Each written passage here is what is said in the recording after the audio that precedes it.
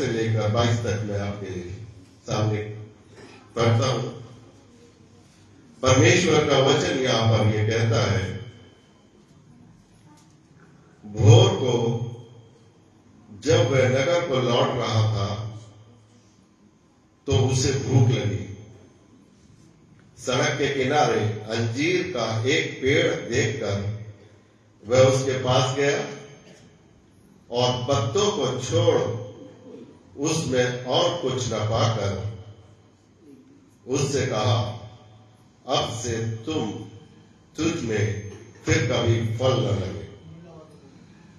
और अंजीर का पेड़ तुरंत सूख गया। यह देखकर चेले को अचंभा हुआ और उन्होंने कहा, यह अंजीर का पेड़ तुरंत कैसे सूख गया? यीशु ने उसको उत्तर दिया, मैं तुमसे सच सच कहता हूं, यदि तुम विश्वास रखो और संदेह ना करो तो ना केवल ये करोगे जो इस अंजीर के पेड़ से किया गया है, परंतु यदि इस पहाड़ से भी कहोगे उखड़ जा और समुद्र में जा पड़ तो ये हो जाएगा।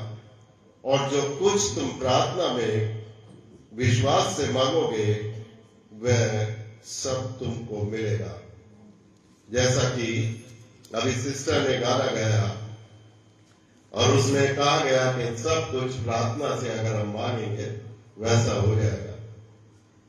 यहाँ पे ये सोच रहा होगा आज उपवास के दिन चल रहे हैं, लेकिन पास्टर साहब ने ये कैसे वचन निकाला। लेकिन ये आजकल का जमाना है, ये युग है जिसमें हमें हर एक घर में, समाज में, पूरे संसार में देखने को मिलता है। पूरे संसार में, खाली ये नहीं कि कोई मसीह जाति में देखने को मिलता है। ये उपवासी दिन चल रहे हैं।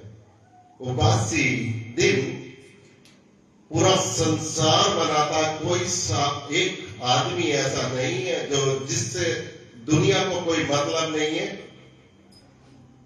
जिसको हम पागल की संज्ञा अगर दे देते हैं तो उसका तो दुनिया से कांटेक्ट नहीं होता। दुनिया में रहता तो जरूर है, लेकिन उसका दुनिया से कोई संबंध नहीं होता। उसे कोई ना तो उपवास से कोई मतलब होता है, ना किसी माता पिता से मतलब होता है, ना भाईचारा उसके अंदर होता है, ना कोई ऐसी चीज नहीं होती।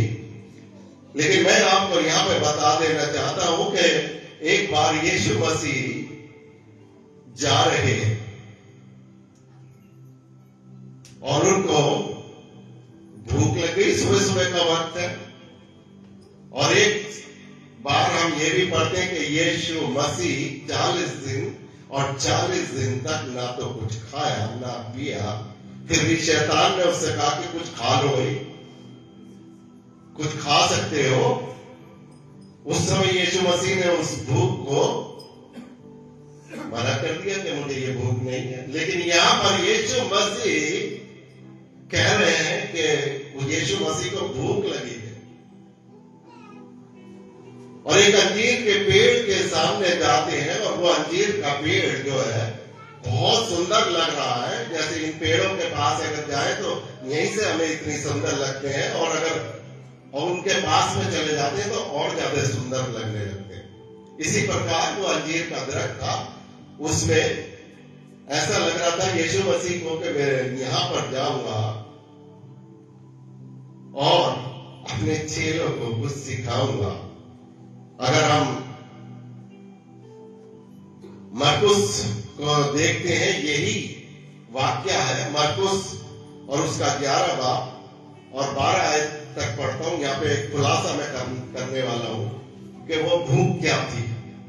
मरकुस 11 और उसका 12वीं आयत मैं आपके सामने पढ़ता हूं, 12 और 13 और 14।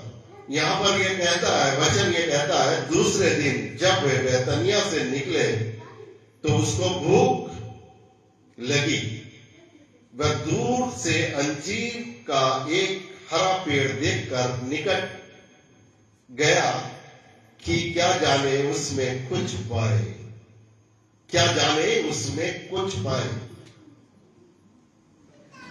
पर पत्तों को छोड़कर कुछ ना पाया। क्योंकि आप देखिएगा यहां पर एक राज हुआ, क्योंकि फल का समय न था। इस पर उसने उससे कहा, अब से कोई तेरा फल कभी न खाएगा। और उसके चेले सुन रहे थे, चेले को समझ में नहीं आया कि यीशु मसीह क्या कह रहे हैं, क्या नहीं है। बड़े बड़े मिरेकल यीशु मसीह ने अपने चेलों के साथ किए। भूख कुछ भी नहीं थी उसके सामने। 4 दिन के मुर्दों तक को जिला दिया और जितने भी लंगड़े थे उनको चला दिया, जितने भी अंधे आए थे उनको कर दिया। लेकिन ये छोटा सा एक वाक्य है उस चेलों को समझाने के लिए कि वो अंजीर का कोई पेड़ पौधे कौन है। अंजीर का दरख्त इस दुनिया में बहुत ढेर सारे लोग हो सकता है यहां पर भी कुछ लोग बाग ऐसे बैठे हो कि अंजीर की तरीके से हरा भरा ये वो उपवास रखना, अपने आप में प्रभु के वचन में ज्यादा भागीदारी करना, बड़ी बड़ी बातें करना, प्रभु के वचन से जो शिक्षा मिलती है वही बराबर लेना, कोई सी भी मीटिंग है उसमें अटेंड करना।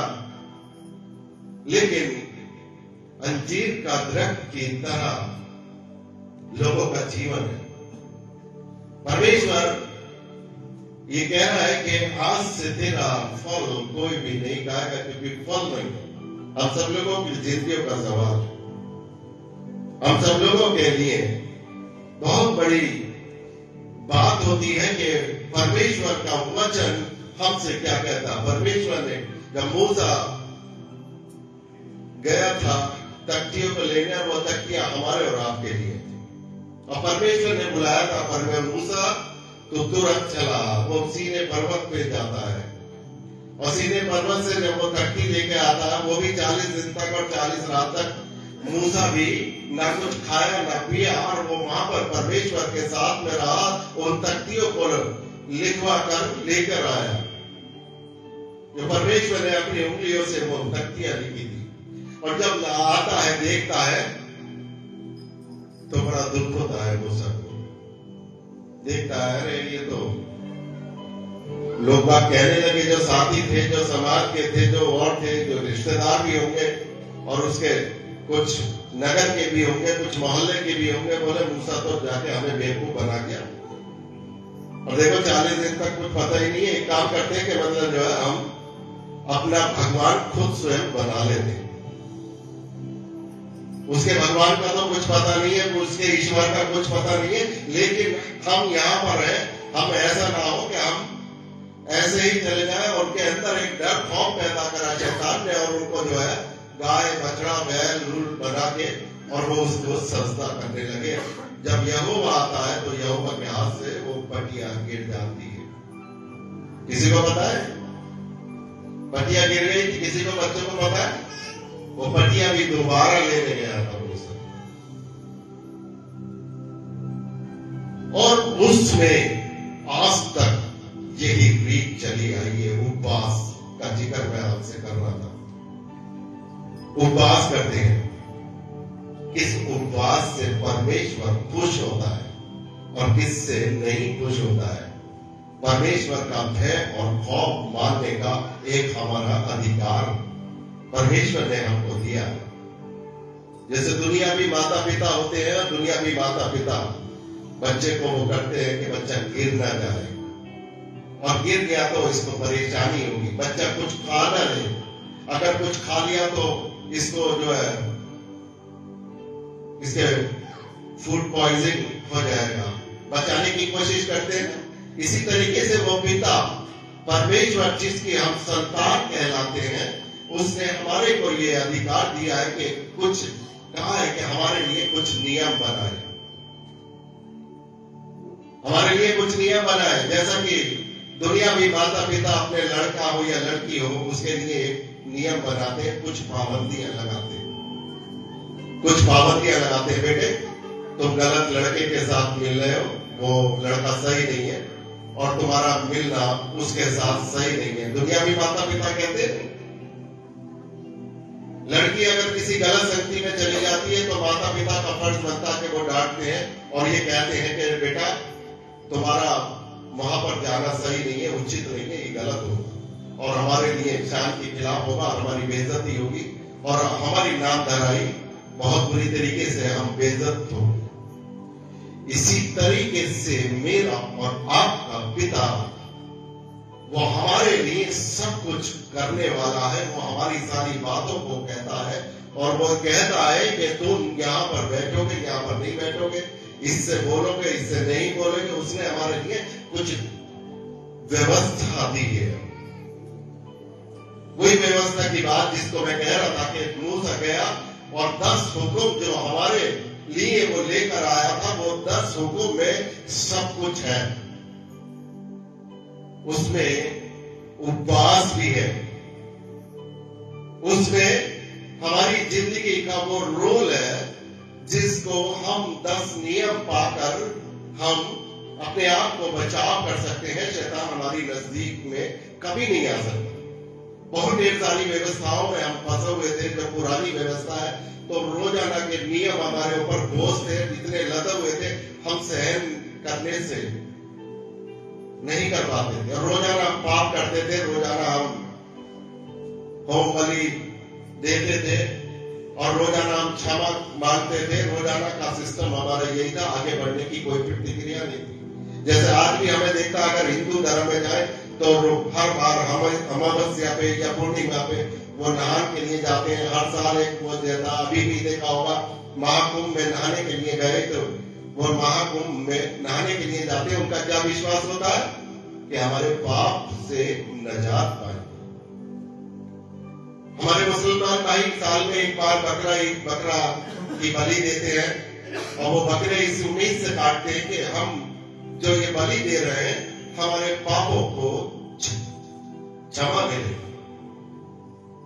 हमारे साथ भी ये पुराने व्यवस्था में ये चीज थी कि हमारे ऊपर भी रोजाना कुछ ना कुछ लदा हुआ था, आपको ऐसा करना, आपको वैसा करना, आपको नहीं।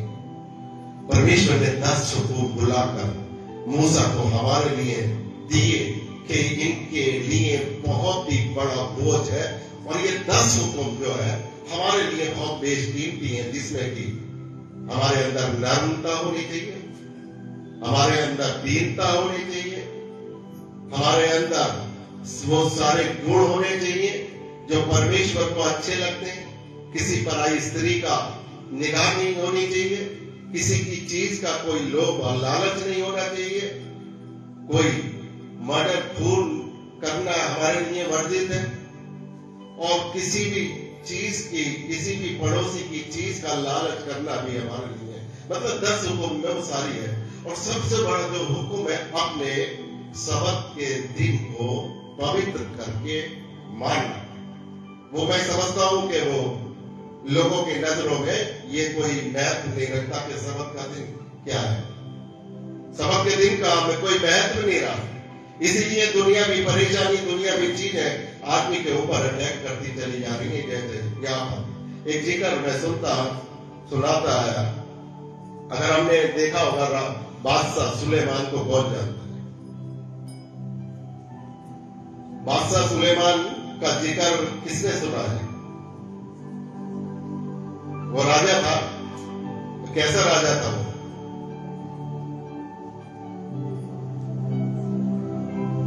अच्छा राजा था। और जो बच्चे पढ़ रहे हैं उनको ये भी पता होगा कि बादशाह सुलेमान का जिक्र हमने किताबों में भी पढ़ा। जब मैं 6 में था या 5 में होगा, जब बादशाह सुलेमान का एक चैप्टर भी है। बादशाह सुलेमान इतना अच्छा आदमी था, इतना अच्छा शुरू से, कि वो प्रभु की ओर से, प्रभु की दृष्टि में बड़ा नेक और ईमानदार और बहुत ही अच्छा था। परमेश्वर ने एक दिन वो अपने पलंग पे सो रहा था और परमेश्वर ने उससे कहा कि तू मांग, तुझे क्या मांगना है? तू मांग, तुझे क्या मांगना है? मांगा, उसने अपने लिए कोई औरत नहीं मांगी, उसने अपने लिए कोई महल नहीं मांगा, उसने अपने लिए कोई गाड़ी नहीं मांगी, उसने अपने लिए कोई सोना चांदी कोई ऐसी चीज नहीं मांगी जो दुनियावी चीज होती है। परमेश्वर से एक चीज मांगी और वो चीज थी कि परमेश्वर अगर तू मुझे कुछ देना चाहता है तो बुद्धि दे दे कि जो मेरा ये राजपाट मैं कर रहा हूं इसका सही तरीके से मैं संचालन कर सकूं, इस राजपाट को मैं चलाने वाला योग्य व्यक्ति बने। और आपने देखा होगा उसी समय जैसे ही उसने वो प्रार्थना मांगी थी तो एक उसके सामने परीक्षा तुरंत आ जाती है, जो हमने किताबों में भी पढ़ा था। दो औरतें आती हैं, बोले राजा के साथ में उसने एक औरत का बच्चा चुरा लिया और जिसका बच्चा था वो भी रो रही थी और वो दूसरी वो नकली आंसू बहाने लगी जो चुरा के ले गई थी। और वो बादशाह सुलेमान के सामने ये चीज पहुंचती है और जब बादशाह सुलेमान समझ गया कि ये किस तरीके से मैं न्याय करूंगा, क्योंकि वो राजा था, राजा के पास जब जाया जाता तो इस उम्मीद से जाया जाता कि मुझे न्याय मिलेगा। आज अगर हम मुकदमे में कोई मुकदमा करते हैं तो जज के से यही उम्मीद पाते हैं कि जज मुझको न्याय देगा। और जब देख लिया उसने उनकी बातों को सुना तो बादशाह सुलेमान ने कहा कि बच्चे को इधर मेरे सामने रखो और तलवार, उसने अपने सैनिकों से कहा कि तलवार लेके आओ, इसके दो टुकड़े कर देता हूं मैं, आधा इसको दे देता हूं और आधा इसको। जिसका बेटा था उसने कहा कि मुझे दो टुकड़े मत करो, इसको दे दो। राजा तुरंत समझ गया कि इसका बेटा, उसने वो तुरंत दे दिया। अब क्या था वो आज तक हम इतिहास में भी सुनते हैं, क्योंकि ये ऐसा वैसा कोई जिक्र नहीं था, ये एक सत्य कहानी। अब होता ये कि संसार के अंदर उसकी चर्चाएं दूर दूर तक, देशों तक पहुंच चुकी थी बादशाह सुलेमान की।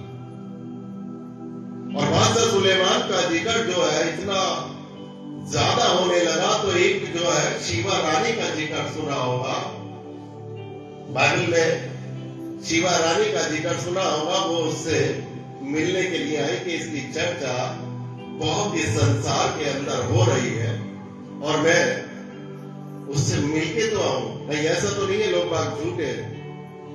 शीबा की जो रानी थी वो उससे मिलने के लिए जाती है और वो बहुत ही लंबा चौड़ा लश्कर अपने साथ में लेके जाती है। बहुत ढेर सारा सोना, और सोना भी बहुत ही ज्यादा था, कम नहीं था। इससे पहले इजराइल के अंदर किसी ने दान में इतना सोना दिया ही नहीं था।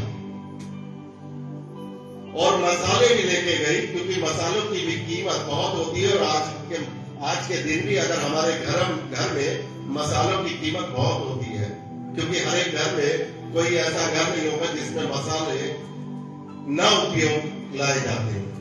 तो मसालों की भी कीमत बहुत होती है, मसाले भी लेके गई।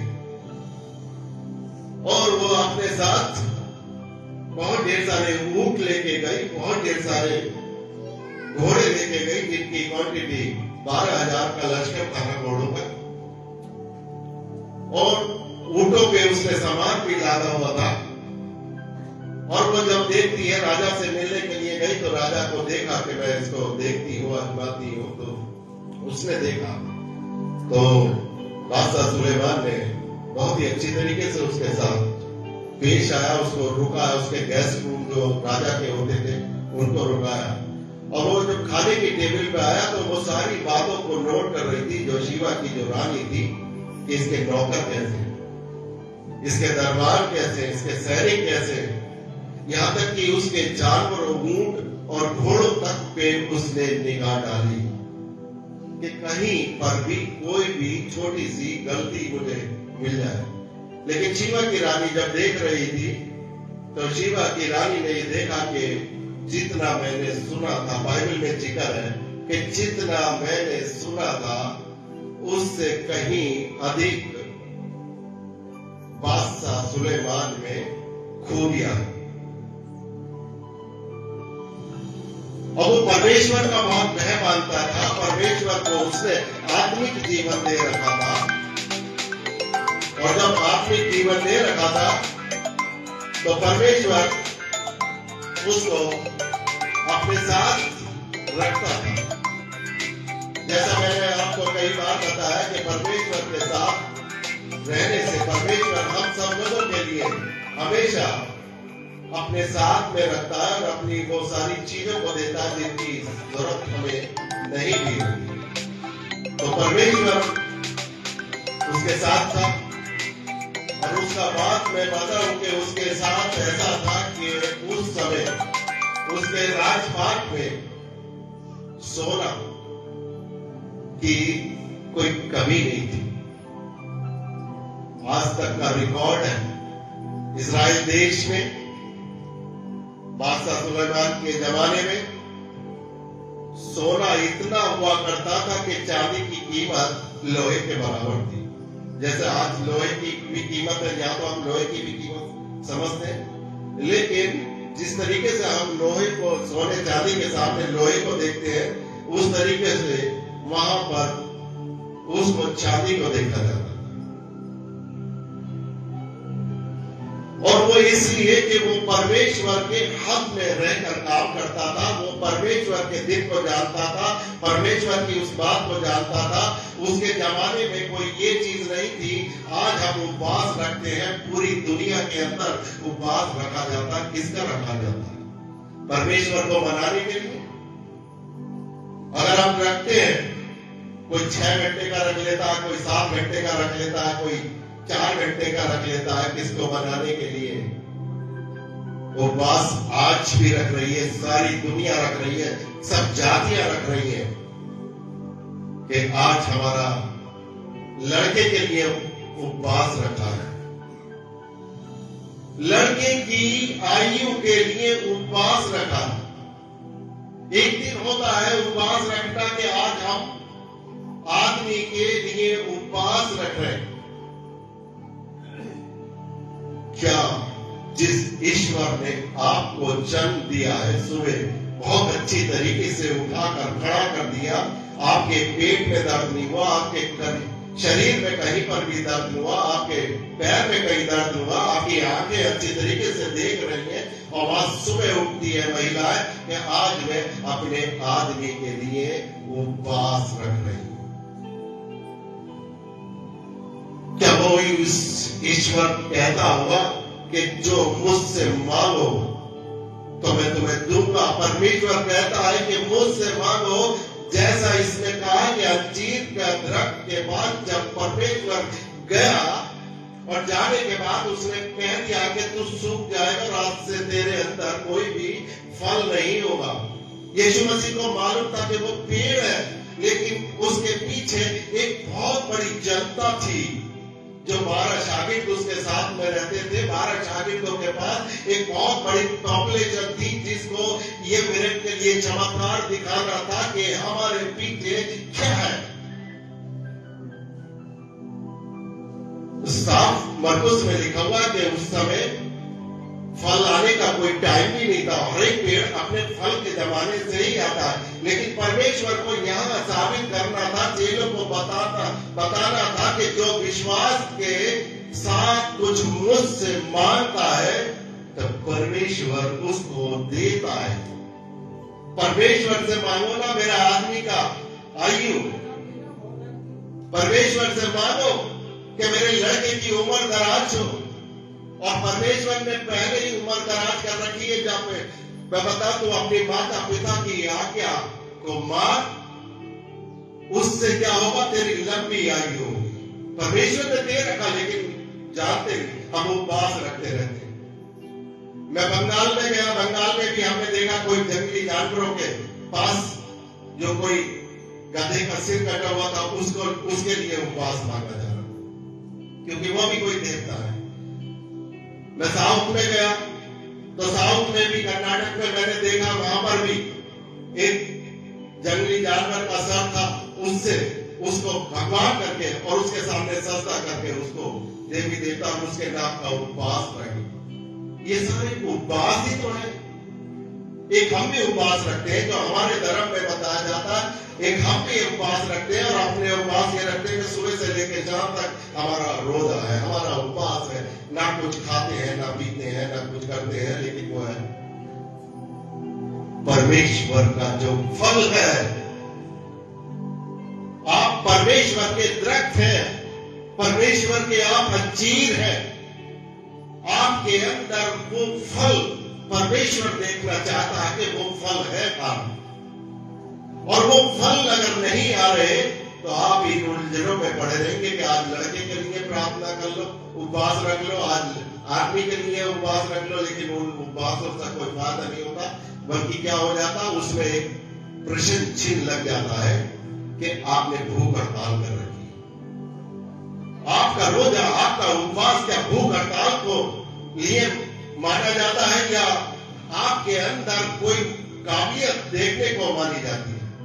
परमेश्वर ने 40 दिन और 40 रात तक निराहार रहा और शैतान ने उसकी परीक्षा ली और 40 दिन तक उसने अपने आप को इतना ऐसा कर दिया, ऐसा लचीला बना दिया कि उसने दुश्मनों के लिए भी कहा गया है, पिता इनको माफ करना क्योंकि ये नहीं जानते कि ये क्या करते हैं। मेरे और आपके सामने एक समस्या आती है कि मुझे और आपको सामने कोई भी कुछ भी अगर मुंह पे अगर कोई सबक देने की कोशिश करता है या कोई भी गलत बात कह देता तो तुरंत उसका जवाब हमारे मुंह से निकलना चालू हो जाता है। ये अंदर का हमारा फल होता है। एक आदमी ऐसा होता है जो परमेश्वर इस दुनिया में रहा और वो 33.5 साल रहा और उसको लोग मार रहे हैं, ट्रैक्टर से उड़ा रहे हैं, थूक रहे हैं। अब परमेश्वर से कह रहा कि परमेश्वर ये इनको माफ कर देना, इनको माफ कर देना, क्योंकि ये नहीं जानते हैं कि ये क्या करते हैं। ये चीज मेरे और आपके अंदर फल है कि नहीं, उस रोजे का मकसद है। रोजा रखने का मतलब ये नहीं है सुबह से लेकर आप शाम तक कुछ मत खाओ और शाम को बहुत जश्न मना लो, शाम को इतना खा जाओ कि जितना आप रोजाना भी नहीं खाते, ये भी रोजा नहीं कहलाता। रोजे रखने का मतलब ये नहीं है कि सुबह से लेकर शाम तक मैं भूखा रहता रहूं, शाम को दूसरे के घर में पहुंच जाऊंगा, दूसरा अफ्तारी कर रहा होगा या दूसरा अपने रोजा खोल रहा होगा तो मैं अपने राशन बचा के दूसरे का राशन खो जाऊं। ये रोजा नहीं। रोजे का मतलब है कि आपके अंदर वो दीनता, वो हलम, वो सब कुछ है नहीं है। वो सुलेमान के अंदर जब तक ये बातें रही, सुलेमान ऊंचे पायदान पे चढ़ता रहा, ऊंची तरफ जाता रहा और सब दुनिया उसकी तारीफ करती रही। उसके राज में कोई भी दुखी नहीं था। बताया जाता, इतिहास गवाह कि खाली बाइबल ही नहीं, बादशाह सुलेमान का जिक्र जो इतिहास बना हुआ है उसमें आप देख सकते हैं कि उसको बहुत ही ऊंचे पायदान पे माना जाता और आज भी इस्राइल धरती के ऊपर उससे बढ़िया, उससे अच्छा और पूरी दुनिया के अंदर कोई भी राजा प्रकट नहीं हुआ, ना पैदा हुआ जो इतना राज कर ले, क्योंकि उसके अंदर एक आत्मिक जीवन था, प्रभु को मानता था, प्रभु को जानता था। इस संसार में आया था, संसार की सारी चीजें उसको भाती थी, सब अच्छी लगती थी, लेकिन कभी कभी ये हो जाता है कि माता पिता कहते हैं अपनी बेटी से या बेटे से, बेटे उस गलत लड़के के साथ मत मिलो या उस गलत लड़की के साथ मत मिलो, लेकिन माता पिता की बात न सुन के वो अपनी अड़ंगे अपने मार्ग में चला जाता है। बादशाह सुलेमान ने इतनी शौहरत पाई, सब कुछ कर लिया, जवानी उसकी बहुत अच्छी कट गई, बचपना बहुत अच्छा कट गया, लेकिन एक बार बुढ़ापा आता है। आपको किसी को पता है कि उसका बुढ़ापा बहुत ही दुखों में कटा है, बहुत दुखों में कटा है, क्योंकि परमेश्वर का जब तक उसके अंदर अंश रहा, जब उसके अंदर आत्मिक जीवन रहा, जब तक उसको ऊंचे पायदान पे रखा, परमेश्वर ने जो कहा था वो करके भी दिखाया कि तेरी बुद्धि की मिसाल मैं इतनी इस दुनिया के अंदर, इस संसार के अंदर इतनी बड़ा हुआ, कि जैसे रेत, अगर नदी का में रेत के कण होते हैं और हम गिर नहीं सकते, इसी तरीके से उसकी बुद्धि का लोग बाग मिसाल को जानेंगे। उसके बावजूद भी एक दिन ऐसा होता है कि उसके गलतियां हो जाती। जिस तरीके से परमेश्वर ने उससे कहा था, तू इस देश की लड़कियों से कभी भी शादी मत करना। शादी करने का मतलब ये नहीं था कि परमेश्वर उनको लड़कियों से नफरत करता था, क्योंकि परमेश्वर सबसे मोहब्बत करने वाला, लेकिन परमेश्वर ये जानता है कि ये जो बच्ची है या बेटा है या बेटी है, ये कभी भी परमेश्वर के से दूर हो चुके। बादशाह सुलेमान को जितना अधिकार दिया था, बादशाह सुलेमान से जितना परमेश्वर ने प्यार करा था, उसको ये परमेश्वर ये जानता था कि ये अगर इन लड़कियों के चुंगल में आ जाएगा, इन स्त्रियों को ये ब्याह कर लेगा, तो ये फिर उससे हट जाएंगे, परमेश्वर के रास्ते से हट जाएगा। और वैसा ही हुआ, क्योंकि वहां पर परमेश्वर की आज्ञा का उल्लंघन बादशाह सुलेमान करता है। अब एक तरफ हम देखते हैं इतना अच्छा राजपाट, एक तरफ हम देखते हैं कि इतना बढ़िया शासन काल उसका रहा, उसके राज में कोई भी परेशानी नहीं थी, दूर दूर तक उसकी मिसालें बनती थी और लोग बाग उससे नसीहत लेने के लिए आते थे। वो परमेश्वर के लिए दान भी इतना देता था, वो बेदी पर जलाता था, उसके राजपाट में लकड़ियां भी लैंडलॉर्ड की आई थी, और वो लकड़ियां भी इतनी कीमती थी कि मैं बता नहीं सकता, सोने और हीरे से भी ज्यादा वो कीमती लकड़ियां थी, जिसको उसने मंदिर को बनाने की कोशिश करी थी, लेकिन मंदिर भी उससे परमेश्वर ने मना कर दिया था।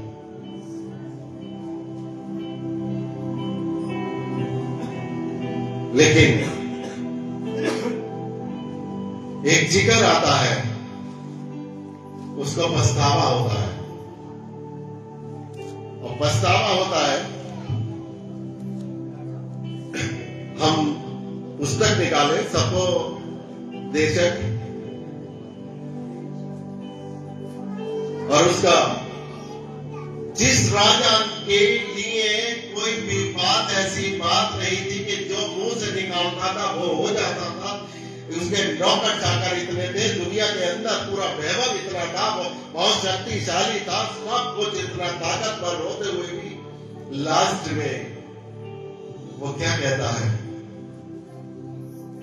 लास्ट में कहता है,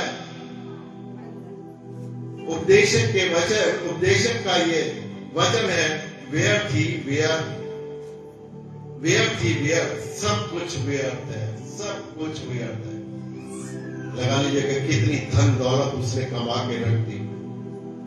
लोग बाग दान में देने आते थे, लोग बाग चढ़ावा चढ़ाने आते थे, लोग बाग उसको दूर से ही ये देख लेते थे कि सिर्फ एक बार उसकी शक्ल दिखाई दे जाए तो हमें ज्ञान मिल जाएगा, बहुत ढेर सारे हम ज्ञानी बन जाएंगे, हमें भी अपने परिवार को अच्छे तरीके से हम अपने जी सकते हैं। कुछ राजा के पास जाते थे कि उससे अगर हम जाएंगे और अपनी बात हम रखेंगे तो हमारे परिवार का गुजारा हो सकेगा, हमें कुछ वो राजा दे देगा। सब कुछ लिए वो देता था, सब कुछ वो करता था, लेकिन एक बार जब लास्ट आया संसार का, जो उसके लिए अंत होता है, हमारा और आपका भी एक ना एक दिन अंत होगा, एक दिन अंत होगा। अगर हम इसका 12वां अध्याय देखें,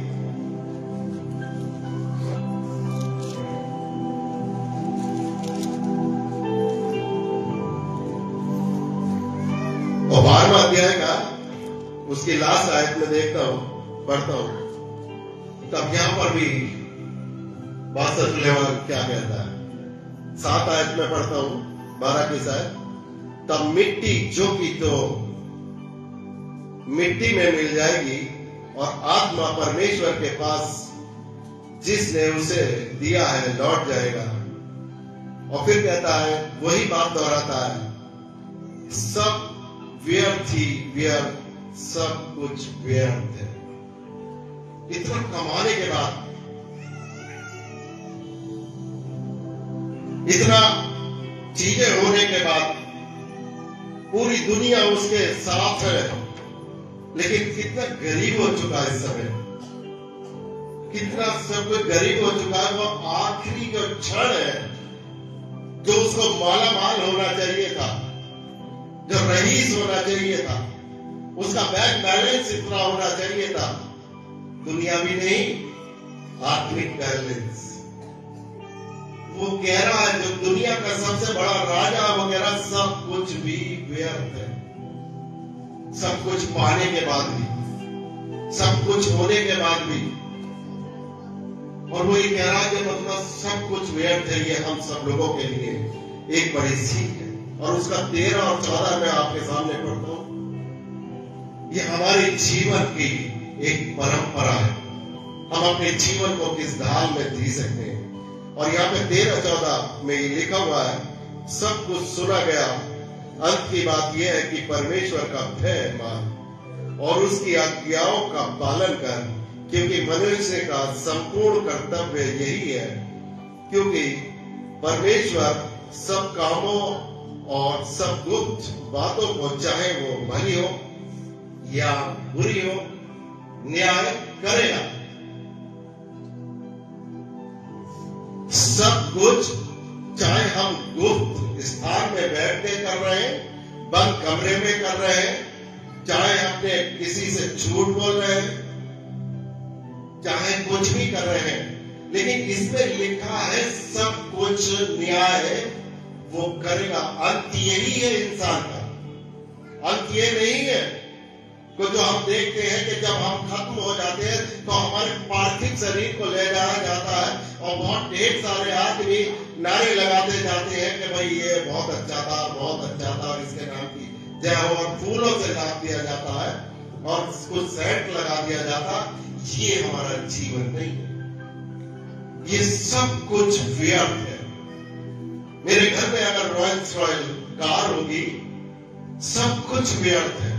बहुत बड़ा बंगला होगा, सब कुछ व्यर्थ है। मेरे घर में बहुत आलीशान जमीन होगी, कितने बीघे जगह होगी, सब कुछ व्यर्थ है। लेकिन आत्मिक बैलेंस हमारे पास एक भी नहीं। आत्मिक बैलेंस क्या होना इंसान के लिए जरूरी है। यहां पर लिखा है जो हमारे जो शरीर है ये मिट्टी में है, ये हमें एक तरीके से उधार में मिली हुई है। अगर हम कोई बैंक से कोई लोन लेते हैं या किसी से हम पैसा लेते हैं तो क्या करना पड़ता है, वो हमें लौटाना पड़ता है जितना पैसा ले लेते हैं। या कोई ये कहेगा कि जितना पैसा ले लेते हैं वही हमारा होता हो जाता है, फिर उसके बाद हमें कुछ नहीं करना पड़ता, हमें लौटाना पड़ता है ना। इसी प्रकार ये जो आपका शरीर है, जो मेरा शरीर है, ये उधार दिया गया है और वो तुरंत ले लेता है, क्योंकि हम ये भी जानते हैं कि ये शरीर मिट्टी से बना है। और जब मिट्टी से बना है तो ये शरीर, जब हमारा ये पार्थिव शरीर ये छोड़कर जाता है तो इसका क्या हो जाता है, ये मिट्टी में ही मिल जाना अवश्य है। यहाँ पे परमेश्वर इस बात को बताता है। मेरे साथ कोई गाड़ी नहीं जाएगी, मेरे साथ बच्चे मेरे नहीं जाएंगे, मेरे साथ मेरी पत्नी नहीं जाएगी, मेरे अंगरक्षक नहीं जाएंगे, मेरे कोई कमांडो अगर सरकार ने मुझे दे रखे वो नहीं जाएंगे। मेरे साथ क्या जाएगा, मेरे साथ वो आत्मा का जीवन जो मैंने जिया है इस दुनिया में रहने के बाद, वो आत्मिक जीवन वो मेरे साथ जाएगा। क्योंकि जिस जीवन की पुस्तक की भी बात अगर हम करते हैं तो वो जीवन की पुस्तक को हमें समझना बहुत जरूरी है। अगर आज मैं सुबह उठा हूं तो आज का रिकॉर्ड उस पुस्तक में लिख दिया गया है कि इसने अपने परमेश्वर को याद करा है या नहीं करा, ये परमेश्वर के भवन में गया है या नहीं गया, ये सब रिकॉर्डेड है। हम लोग आज ऑनलाइन की सुविधा हो चुकी है तो ऑनलाइन की सुविधा देख के ही कहते हैं अब कोई गलत कार्य नहीं हो सकता, क्योंकि भाई ऊपर से ऑनलाइन हो गया। और पहले तो रजिस्टर हाथ से करते थे तो कुछ भी कर सकते थे। इसी तरीके से हमारा जीवन का जो है ऑनलाइन पहले से परमेश्वर ने बनाकर हमें भेजा है। हम ऑनलाइन हैं, हमारा पूरा जीवन जो रिकॉर्ड हो रहा है, आज मैं कहां पर जा रहा हूं, किससे बात कर रहा हूं, कैसे कर रहा हूं, क्या नहीं कर रहा, अच्छी बात कर रहा हूं, बुरी बात कर रहा हूं, वो परमेश्वर के पास लेखा जोखा हमारे परमेश्वर के पास है, उसका न्याय वही देगा, क्योंकि वही हमारा जजमेंट करने वाला। हमारे उपवास रखने से वो खुश नहीं होगा, वो गलत उपवास रखने से खुश नहीं होगा। मैं अपने बच्चे के लिए भीख मांगने लगूं कि परमेश्वर मुझसे मेरे बच्चे को सही कर दे, वो परमेश्वर ही दे सकता है। लेकिन बच्चे के लिए मैं व्रत रखने लगूं, उपवास रखने लगूं, वो गलत है। मैं साल में एक बार कितने भी बकरियां कटवा दूं, बकरे कटवा दूं, कुछ भी कटवा दूं, मेरे पापों का कोई हल्का निचोड़ नहीं होगा। आपको आत्मिक जीवन ही बचा सकता है। परमेश्वर के पास आप है नहीं और आप प्रार्थना करते हैं कि हम स्वर्गीय हो जाएंगे, हम स्वर्ग के स्थान पर जाएंगे। आप स्वर्ग के स्थान पर कभी नहीं जा सकते, क्योंकि एक और जीवन है, वो हर एक धर्म बताता है स्वर्ग और नर्क भी है। हम स्वर्ग की बातों को देख के थोड़ी बहुत अपने दिल को तसल्ली दे देते हैं कि स्वर्ग में चले जाएंगे, क्योंकि हम मसीह घराने में पैदा हुए हैं, मसीह तालीम ली है। तो हम कहां पर जाएंगे? परमेश्वर के पास जाएंगे। परमेश्वर कहां बैठा? वो स्वर्ग में बैठा है, वो स्वर्ग में बैठा है। उसने इस पृथ्वी पर रहते हुए कुछ अपने आप को ढाला है, उसने अपने कैरेक्टर को अच्छी तरीके से बनाया, उसने बड़ी ईमानदारी के साथ इस पृथ्वी पर रहते हुए उस पिता के पास उस स्वर्ग के आसन के चुना है। क्या हम आज चुनते हैं? हमारे को कोई गाली दे दे तो हम दूसरी उसको गाली दे देंगे, दो गाली दे देंगे। कोई अगर झापड़ मार दे तो हम उसको झापड़ मार देंगे।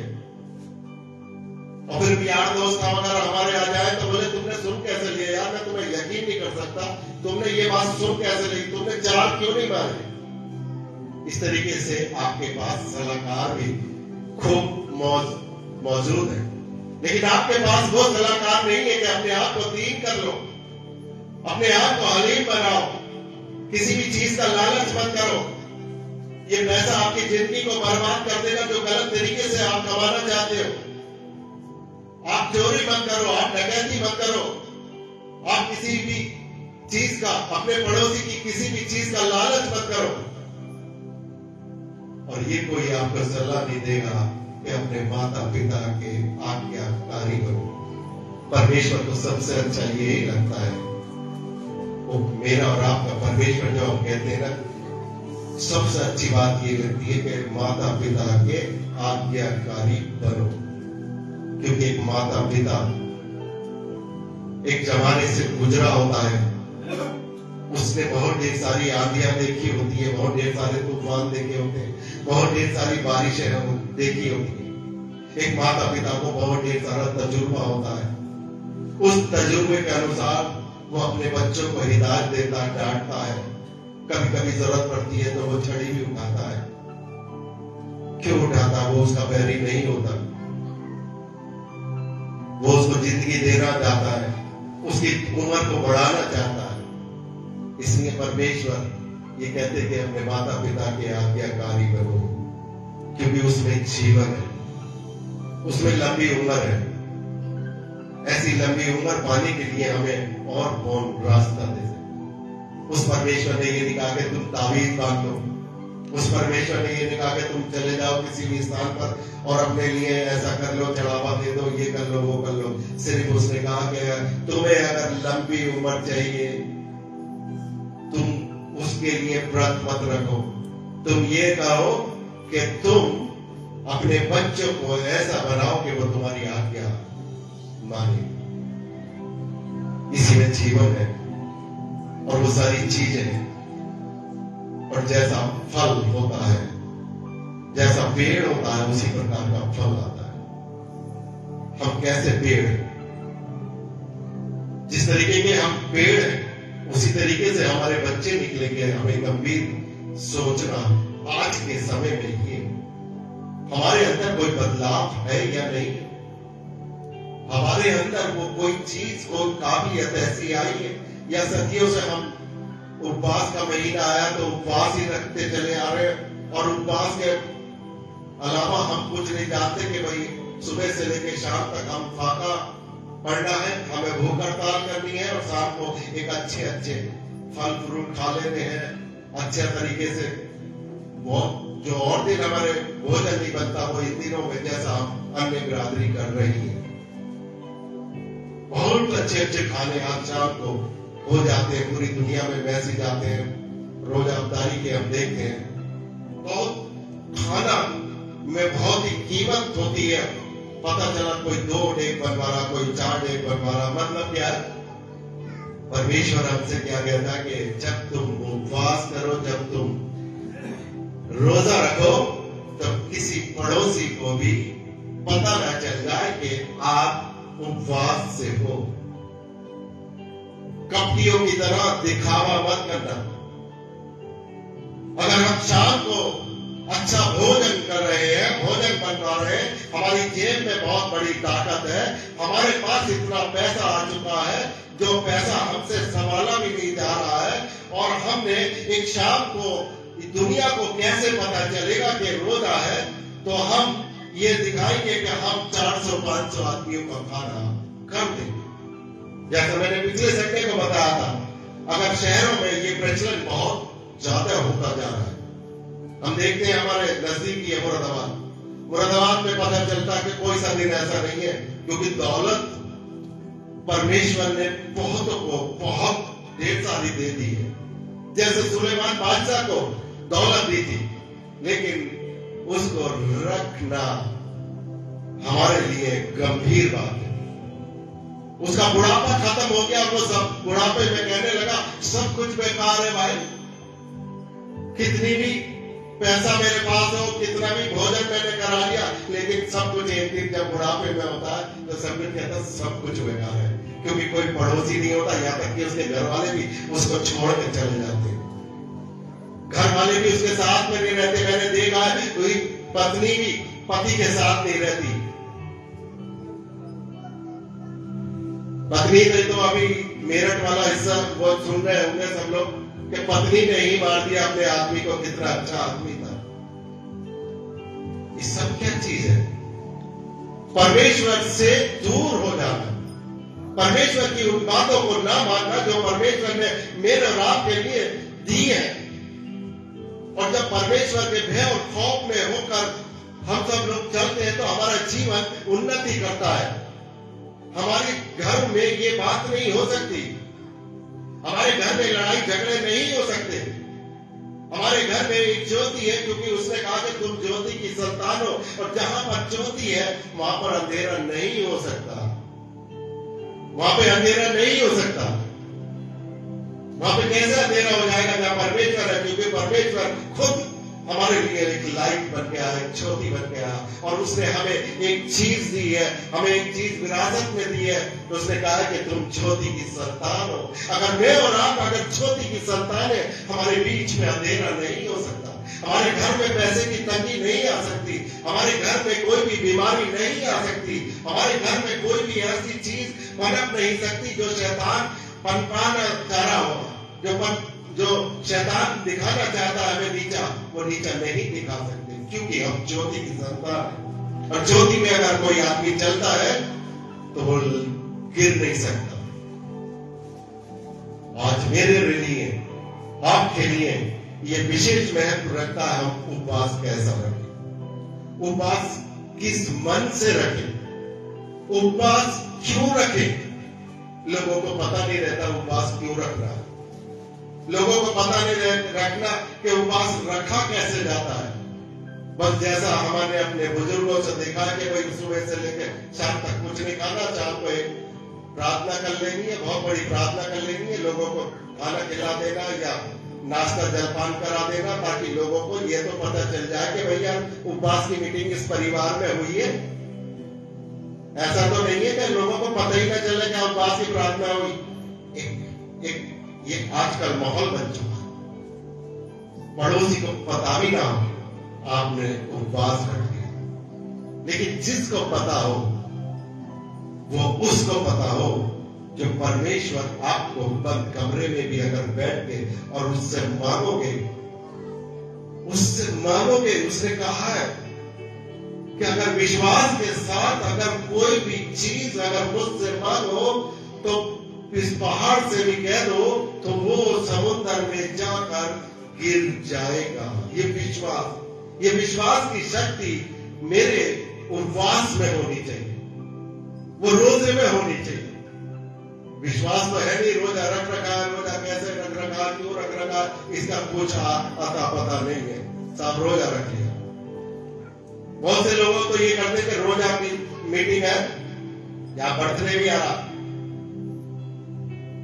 बच्चे भी पास हो गए, बोले सबका एक ही साथ मिला के मीटिंग करवा लो तो सब एक साथ ही हो जाएगा, उसमें सस्ता पड़ जाएगा मामला।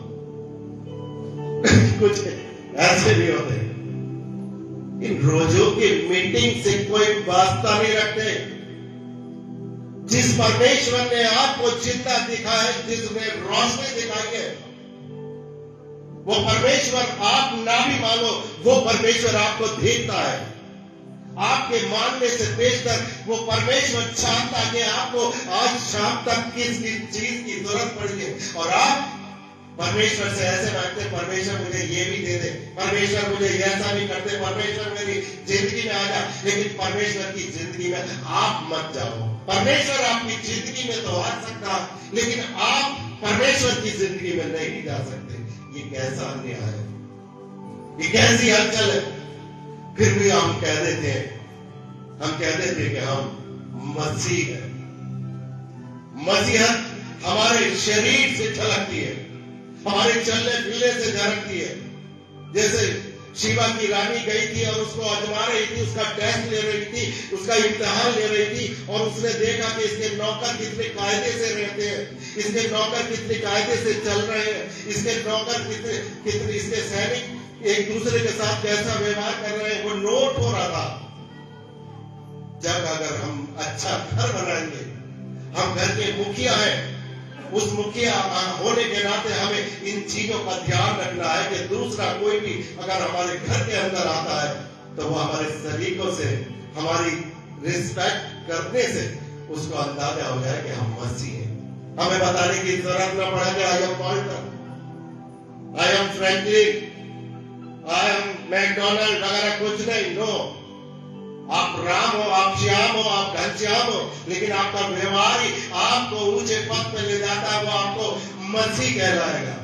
नाम बदलने से कोई भी कुछ नहीं हो जाता, लेकिन आपके अंदर मसीहत नहीं है तो आप कहीं के भी नहीं है।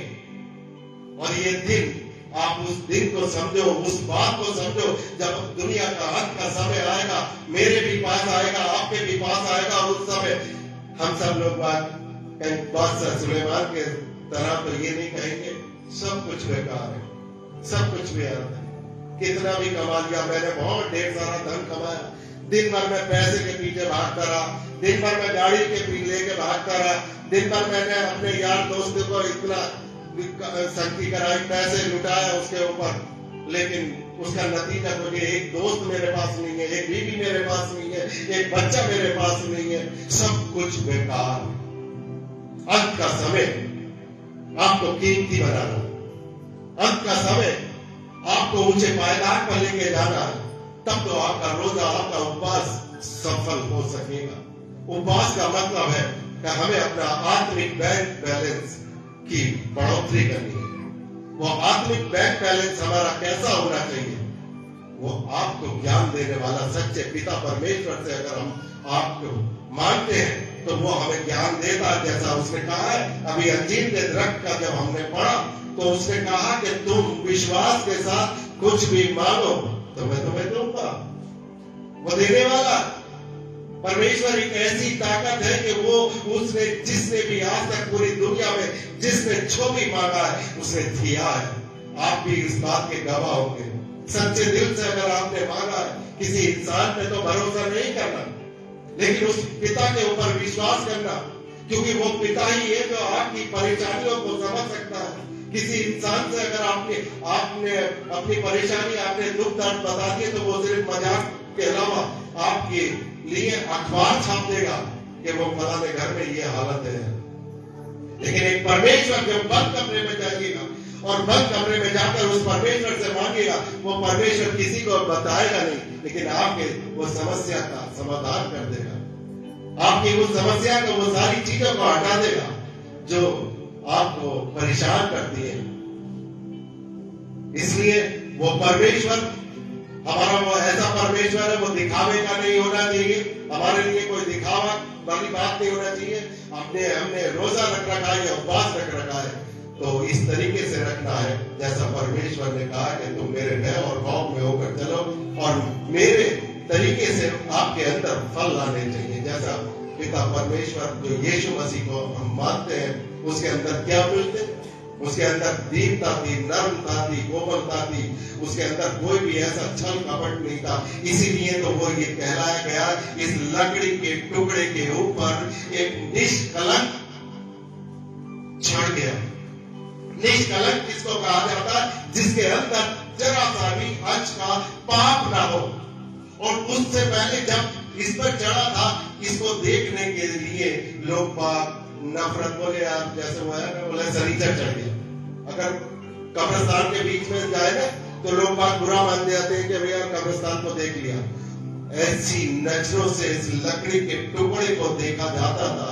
और जब परमेश्वर का शरीर इस पर लटकाया गया, इस पर लपेटा गया और इससे टच हुआ, इसकी कीमत बढ़ गई। आज दुनिया के अंदर कोई भी धर्म का ऐसा साइन नहीं है, ऐसा चिन्ह नहीं है जो इससे ज्यादा कहीं बिका है और नहीं बिक सकता, क्योंकि इसकी इतनी वैल्यू हो गई, इसको इतनी इज्जत मिल गई जो लोग बागों की नजरों को देख नहीं सकते। इसलिए परमेश्वर मेरो और आपके पास आ जाए, मेरे और आपके शरीर के ऊपर टच वो कर दे, क्या हालत होगी? आप क्या कभी गरीब रह सकते हैं? कभी आप भिखारी हो सकते हैं? कभी आपके अंदर कोई बीमारी आ सकती है? कभी आप परेशान हो सकते हैं? नहीं, क्योंकि आप दुनिया के वो सबसे बड़े रईस होंगे, क्योंकि जो परमेश्वर से मांगता है उसमें ही रईसी है। जो परमेश्वर की तरफ से आपको मिलती है वो स्वर्ग से मिलती है, वो ऊपर से मिलती है। जैसे हमारी आत्मा जब ऊपर से मिली है, जब अंत का समय आता है तो शरीर यहीं का यहीं हो जाता है, हमारी आत्मा ऊपर चली जाती है, क्योंकि वो ऊपर से आई हुई अमानत है। सब कुछ व्यर्थ ही व्यर्थ है। इस बात को आज आप ये सोचें, इंसान अपनी जिंदगी में सब कुछ कर ले, कुछ भी कर ले, कितना भी रईस बन जाए, लेकिन परमेश्वर की आत्मिक बैलेंस उसके पास नहीं है, तो वो इंसान इस संसार के क्या, वो स्वर्गीय संसार में भी नहीं है। एक संसार कहां पर है जिसको हम नर्क कहते हैं। आदमी की मौत वहां पर भी नहीं है, आदमी वहां पर भी नहीं मरेगा नर्क में जाने के बाद। और वचन बताता है, बाइबल जिन लोगों ने पढ़े की है, वहां पर यह है कि दांतों का पीसना और इतनी पीड़ा वहां पर होगी और चिल्लाना होगा और अपने आप को ये कहना होगा एक बार मौका दे दो। जैसे उस धनवान व्यक्ति ने कहा था कि एक बार मौका दे दो, ये लाजर तो इसकी गोद में, अब्राहम की गोदी में बैठा हुआ, लेकिन मुझे एक मौका दे दो ताकि मैं अपने भाइयों को तो बचा लूं। उसके बाद कोई मौका नहीं मिलता। मौका इसी संसार के अंदर आपको दिया जाता है, जो पासवानों के जरिए, प्रचारकों के जरिए, आपको खुदा के जन भक्तों के जरिए, लोगों के जरिए आपको विशेष मौका मिलता है। फर्क इतना है कि लोगों को देखना है कौन परमेश्वर की तरफ से मेरे घर में एंट्री हुआ है और कौन परमेश्वर की तरफ से एंट्री नहीं हुआ। सिर्फ आपको तोलना तराजू में। इसलिए आज का विषय हमारे लिए बहुत विशेष होना चाहिए कि उपवास के दिन हमारे लिए एक महत्व होना चाहिए। अगर हमने उपवास रखा है, आज अगर उपवास रखा तो वो उपवास में मेरा शरीर बदलना चाहिए, मेरे अंदर के विचार बदलने चाहिए, मेरे अंदर के ख्यालात बदलने चाहिए। और जैसा कि हमारे परमेश्वर ने कहा है कि मन फिराओ, मन फिराओ, वही हमारा रोजा है।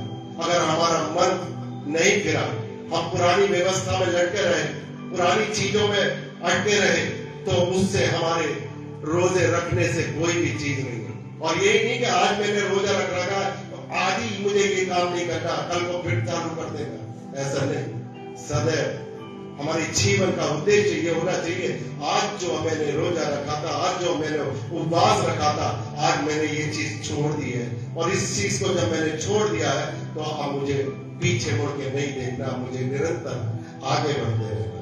सबको जय मसीह की, परमेश्वर आपकी मदद करे।